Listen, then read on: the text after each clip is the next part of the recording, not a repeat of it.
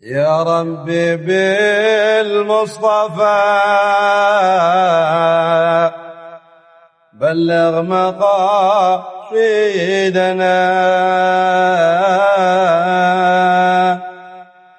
يا ربي بالمصطفى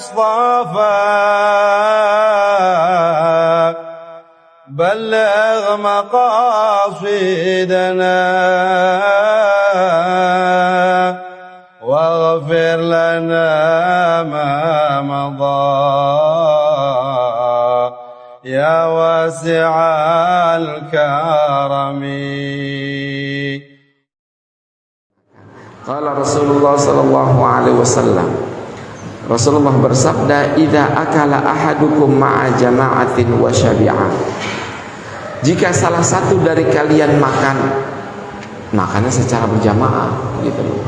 Jadi satu, kalau orang Arab itu kan makan satu gini ya, satu nampan, jadi bukan piring satu-satu gitu ya. Kalau orang Arab kan dulu punya tradisi dia makannya satu nampan bareng-bareng ya. Kalau Bapak pernah ke Arab Saudi itu di kalau lagi makan bareng itu pakai plastik digelar. Jadi di sana nggak pakai tradisi pakai piring, enggak. Jadi plastik ya digelar panjang gitu ya. Kemudian ditublakin nasinya sama lauk. Makannya bareng deh. Gitu ya. Makannya bareng. Ini kondisi hadis ini menerangkan tentang itu, bukan ngambil satu-satu gitu, enggak, satu piring. Idza akala ahadukum ma'a jama'atin wa syabi'a, jika salah satu dari kalian makan bersama jamaah wa syabi'a dan dia kenyang. Kita makan berlima. Ya. Kan yang namanya perut orang beda-beda. Ya. Ada orang di antara kita itu ada yang makannya cuma sedikit, ada yang makannya juga banyak gitu ya. Kan orang-orang beda-beda ya. Nah, apa adabnya? Fala yarfa' yadahu hatta yarfa'al qaum. Maka janganlah dia mengangkat tangannya sampai mengangkat seluruhnya. Ya. Maksudnya jangan udah duluan. Makannya bareng, selesainya bareng gitu loh. Ya. Makannya bareng, selesainya bareng. Ya. Jadi jangan makannya udah kenyang dia ngengos aja. Karena kenapa? Di sini ada alasannya. Innahu yukhjilu jalisahu. Ya, sesungguhnya kalau ada yang ngangkat tangannya duluan selesai, itu akan membuat malu orang yang tersisa. Ya Allah, itu udah duluan. Ya, saya ditinggalin, mana banyak banget gitu misalnya gitu kalau banyak gitu ya. Ya. Jadi adabnya adalah ketika bareng-bareng, mulainya makan bareng, selesainya juga bareng. Ya kalau memang udah kenyang ya pura-pura aja makan dikit gitu ya. Sampai maksudnya ini Rasul mengajar, ya udah kalau mau selesai bareng. Jangan ya udah selesai deh ngelengos aja keluar. Kenapa? Lah yang tersisa kan jadi, ya Allah, gue sendiri ngabisin.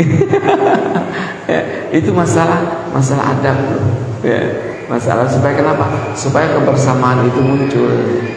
Nah, cuman yang terjadi adalah ya, tradisi makan satu tempat itu beramai-ramai, banyak mubazirnya.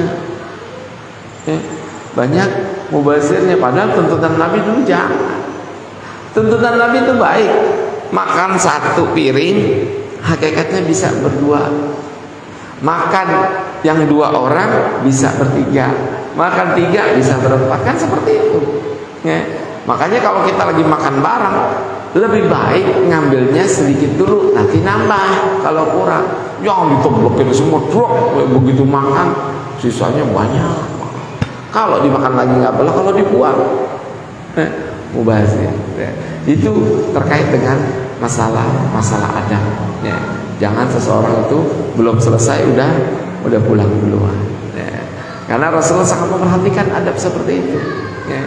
Bahkan jangankan itu, Rasulullah pulang ya. Rasulullah pulang dari mana-mana gitu, malam istrinya lagi tidur ya. Buka pintu itu pelan ya. Bahkan pakaian Nabi itu diginiin. Itu dalam sebuah hadis itu kan gede ya, Ya, niannya kan udah kenapa Rasul begini? Supaya nggak bunyi kalau lagi ngapa-ngapain itu, ya, lagi ngapain kena ginan perang, lagi terus bareng perang. Jadi supaya hening, ya. Jadi adab untuk menjaga keheningan dan tidak membuat keramaian. Apalagi dilihat istri sudah tidur, sampai seperti itu. tata cara adabnya. Ya. Bagaimana tata cara adab bagi Rasulullah makan? Ya makan yang ada aja.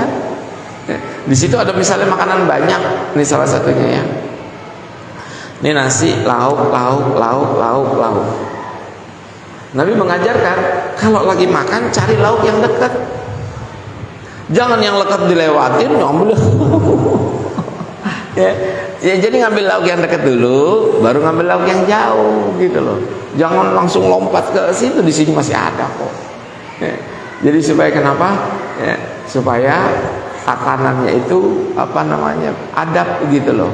Bahkan Nabi kalau makan itu nggak munjung, nggak kayak kita kan lapar, kalau bisa masuk itu kayak gunung. Nabi itu kagak, semuanya diratain. Ya, biar kelihatan emang nggak banyak. Nabi kalau makan kan kagak banyak. Ya, apalagi ada yang sampingnya tuh ketika itu makannya pakai tangan kiri, Nabi bilang pakai tangan kanan. Ya, dia lagi terusin lagi pakai tangan kiri, Nabi bilang pakai tangan kanan. Ya, dia makan lagi pakai tangan kiri. Nah Rasulullah bilang ya udah terserah kamu. Bener, begitu dia pulang tangannya sengklek, yang kanannya sengklek. Jadi selamanya nggak bisa pakai tangan kanan gitu ya. Itu terkait dengan masalah adab juga. Nah, yang jarang kita lakukan adab makan adalah mengunyah dengan lama. Ya, jadi kalau kita makan nasi, dikunyahnya itu lama, sunnahnya itu. Jangan asal lewat telan. Saking laparnya asal lewat telan, kagak. Dikunyah dulu, dan dikunyahnya itu lama. Supaya kenapa? Supaya di sini kagak berat. Salah satu hikmahnya begitu. Kenapa saat ini banyak penyakit-penyakit yang muncul? Ya lantaran karena kalau tiap makan langsung telan, ya.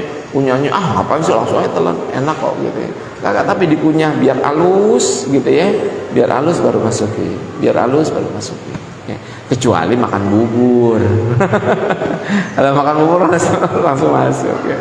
Tapi sisanya itu harus dikunyah. Itu tuntunan dan sunnah baginda Rasulullah Sallallahu Alaihi Wasallam. Ya.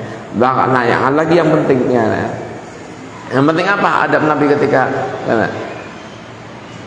la ta'kul hatta tajua.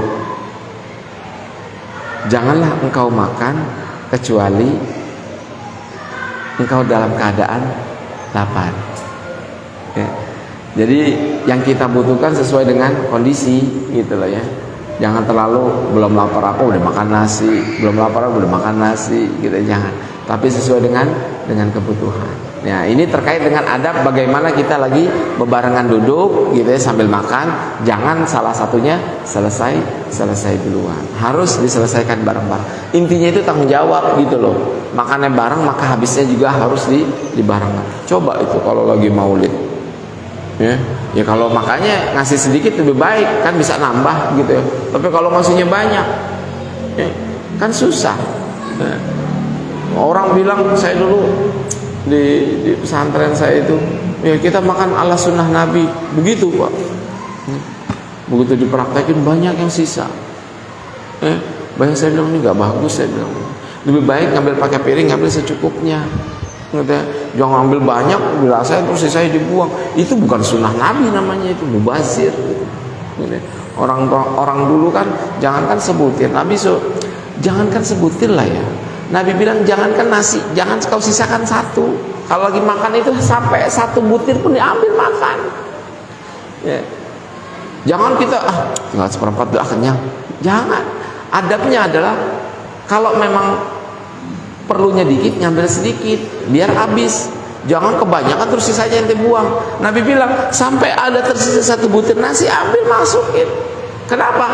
Fa innaka la tadri min ayyin minhu fihi barakah. Sesungguhnya engkau nggak tahu, sesungguhnya di antara butiran-butiran nasi yang kau makan itu, engkau nggak tahu yang mana yang ada berkahnya.